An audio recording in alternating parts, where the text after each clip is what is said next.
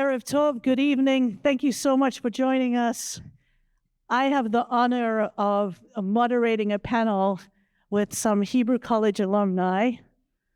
Rabbi GETZEL Davis is the campus rabbi at Harvard Hillel. Rabbi Jessica Lowenthal is a rabbi and education director at Temple Beth Shalom in Melrose. And GAVI Berkman is a senior at Newton North High School. So thank you so much.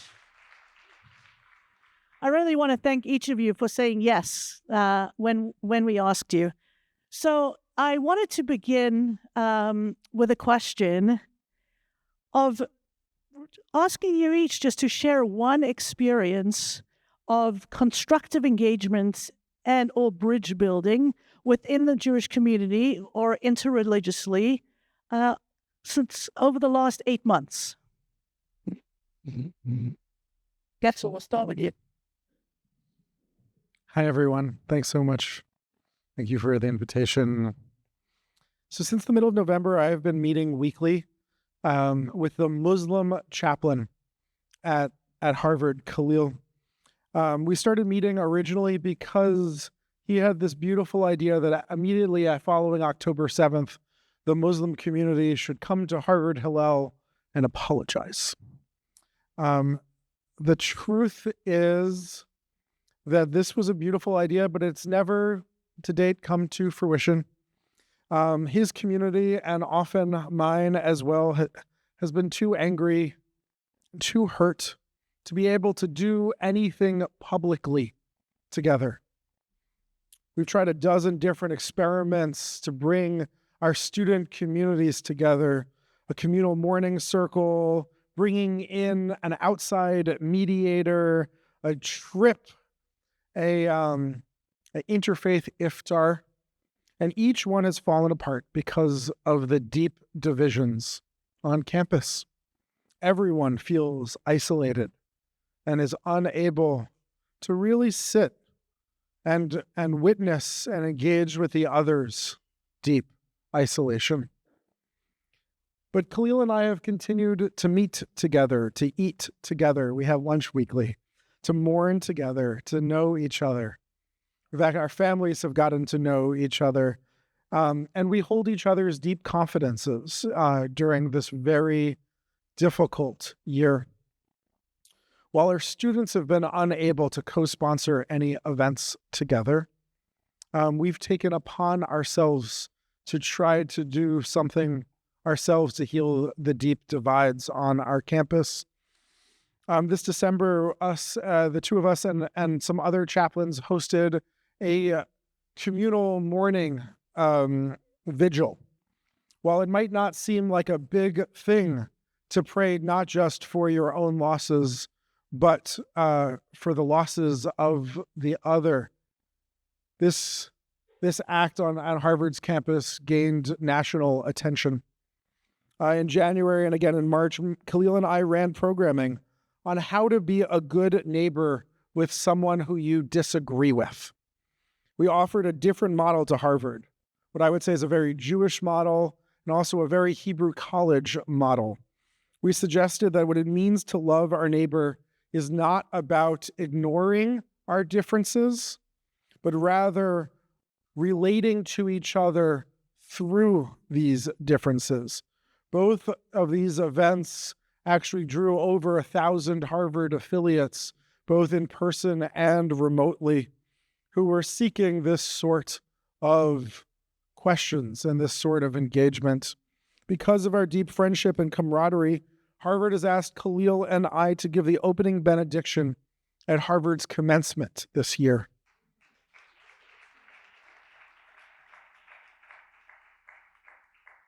We have the honor of blessing almost 35,000 graduating students and their families. In the history of Harvard, there has never been a graduation benediction given by two chaplains of different faiths before. We intend to speak about the power of feeling alone together in community.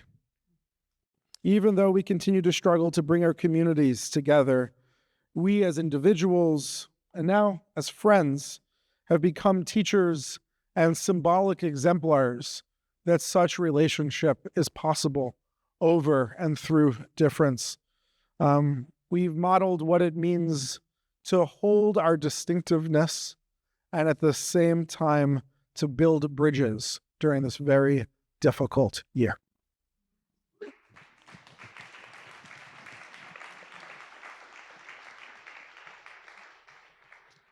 Amen. Thank you, GETZEL. Jessica. So on October 15th, my synagogue at Temple Beth Shalom in Melrose, we did hold a communal morning service. The synagogue community had come together earlier in the week, but this was really open for everyone, open to all of Melrose. As someone who's been deeply involved in Israel and a shared future for Israelis and Palestinians, I knew how divisive this moment could be. But we managed to hold the complexity, horror, and anguish together, regardless of people's particular political leanings. The first non-Jewish person who called me after the 7th was a friend of the synagogue, Maya. She is Lebanese Muslim and a city councilor in Melrose. And we just cried together. And I asked her if she wanted to come to the service. No pressure. We talked like 17 more times in 24 hours. And in the end, she decided to come and to speak. So on that Sunday, we all spoke from our hearts. We all cried at the bima, and we all mourned. It meant the world that she shared this moment with us, and I was able to reciprocate a few months later at a Palestinian gathering. Since then, 4 of us have been meeting to talk. Myself, another Jewish woman with Kurdish Israeli family, Maya and Mohammed, a Palestinian Melrosian. We did not always agree. We often painfully disagreed. But one central idea kept us together. Our future is shared. Both Jews and Palestinians are indigenous to this land, and we cannot erase one or the other. Together, we have written and spoken about how divisive language, Islamophobia, and anti-Semitism only move us farther from peace and harm those who are living in this war. Sometimes we've taken long breaks, needing to be angry or hopeless for a bit, but we always come back together time after time. I do not know if my path is the right one. It is certainly not the only way to exist in this moment. And many might see this conversation as naive or futile, claiming that we must defend our people first. Maya and Mohammed face backlash from their communities as well. But no matter how painful and scary things are for us, we are not being bombed and attacked as those in Israel and Gaza are. So we are not allowed to give up hope or settle for an extremist viewpoint. I cannot ask that of anyone living under war, but I can ask that of those of us in America. I do not know if I'm right, because none of us actually know if we're right.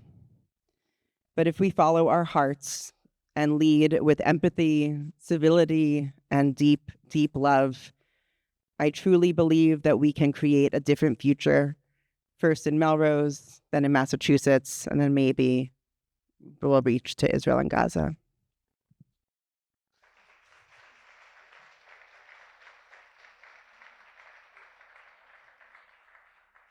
The power of talking and the power of partnership. GAVI. So one particularly powerful experience of constructive engagement and bridge building over the past 8 months was through a program called the Dignity Project through Hebrew College. So there was a Zoom call hosted by Rabbi Rose and Muslim educator and scholar Dr. Celine Ibrahim following October 7th. And the Zoom call was like a supplement to previous in-person moderated sessions that we had been doing to process the attacks and the ensuing war. So during the Zoom call, Rabbi Orr and Dr. Ibrahim discussed their experiences as Jewish and Muslim leaders throughout the war, how they maintained their longstanding friendship, and how they continued to communicate with each other with honesty and care. So after they shared their opening remarks, which were very, very powerful, the discussion was opened up to include the mentors and the fellows in the program. And what was so refreshing and inspiring about this meeting was the respect, vulnerability, and willingness to learn that was demonstrated by the participants.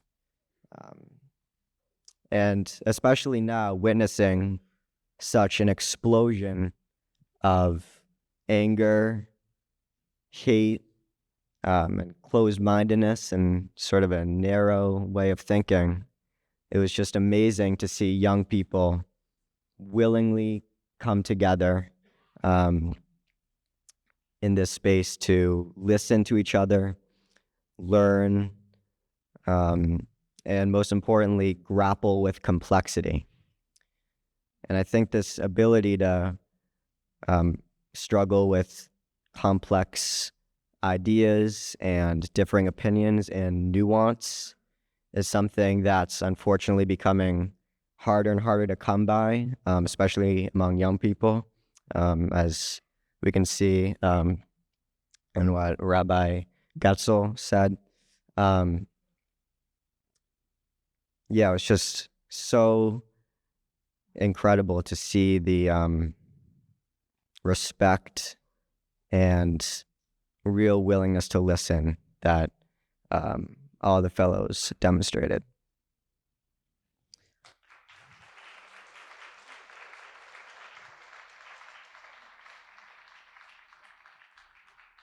So, Gavi, we're going to stick with you for a moment.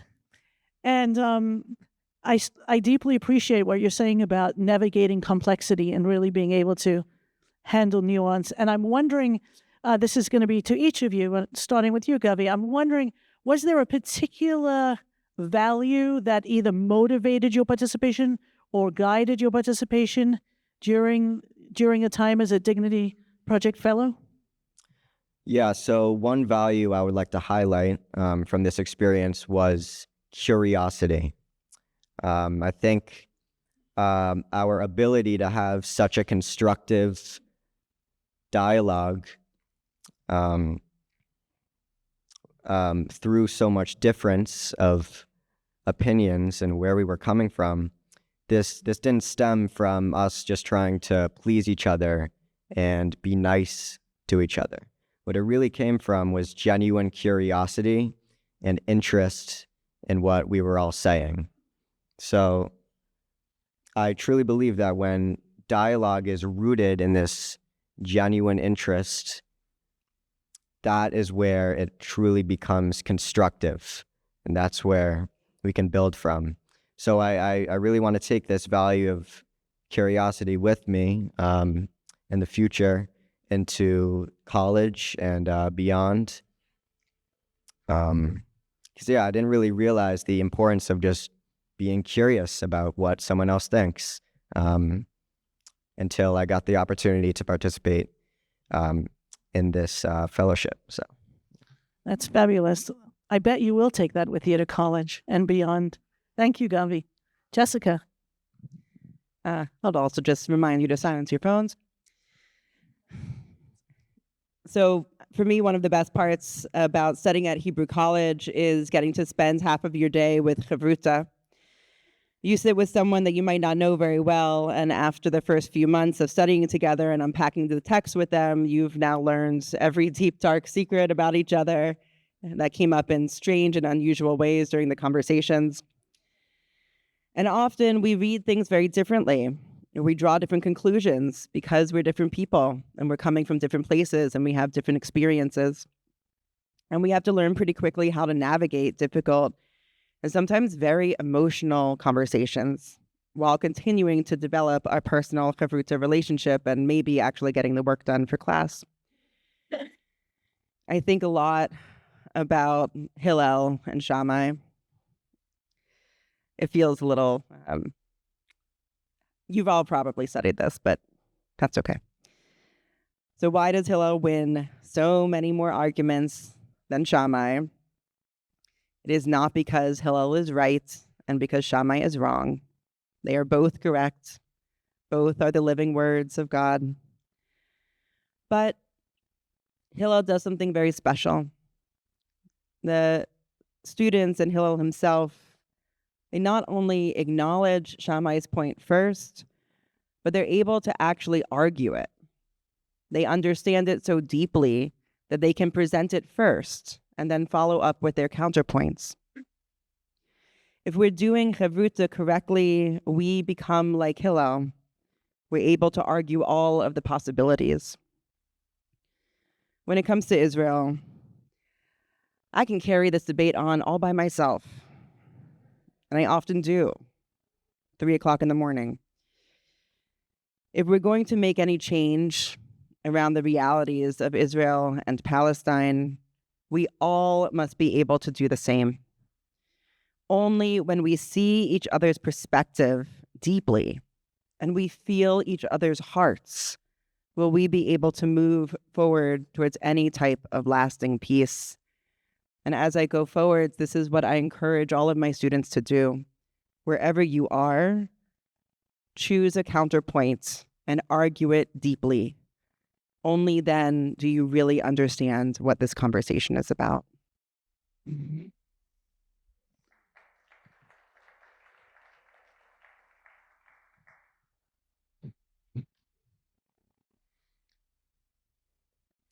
So I too was thinking about Hillel and Shammai and machloket l'shem shamayim, disagreements for the sake of heaven.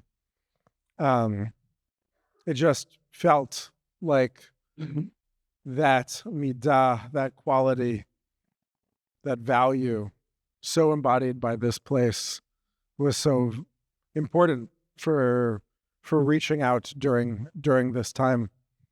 One of my favorite sources on the value of machloket comes from Rabbi Nachman of Breslov.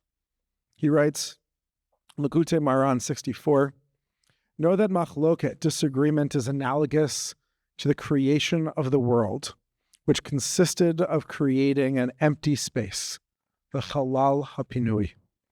For if it were not so, everything would be infinitely divine, Ein Sof, and there would be no space left for the world. Therefore, God contracted the light to the sides, and an empty space was left where the world could be created, with all its time and spatial dimensions. So too is the case with machloket, with disagreement. For if all the wise ones were united, there would be no creation of worlds. It is only when there is disagreement between them, and they divide, and each one draws to one side, then a space is created between them, which is analogous to the chalal panui, the empty space, and the contraction of the lights, by which the world itself was created. So this, I imagine a disproportionate number of people in this room are familiar with Lurianic Kabbalah, but Rabbi Nachman is using the metaphor of tzimtzum from the Lurianic creation myth to describe the interactions between people.